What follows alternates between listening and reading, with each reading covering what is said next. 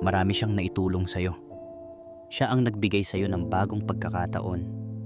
Ang dahilan kung bakit may ipagmamalaki ka, kung bakit may naibibigay ka sa pamilya mo. Pero ngayon, wala kang magawa. Nakayuko ka na lang habang siya, ang taong minsang sumalo sa'yo nang ikaw ay nangailangan, ngayon siya ay unti-unting bumibitaw at hindi mo man lang mahawakan. Matagal kanyang minahal at pinrotektahan laban sa lahat. Inalagaan na parang sarili niyang buhay. Sa lahat ng laban, siya ang humarap habang ikaw nasa likod niya, ligtas, panatag. Pero ngayon, siya ang nasa harapan ng sakit, ng peligro, ng kapahamakan. At ikaw, nakatingin na lang, walang nagawa.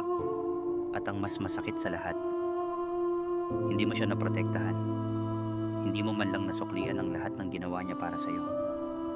At habang bumibigat ang katahimikan, isa lang ang bumabalot sa puso mo, pagsisisi.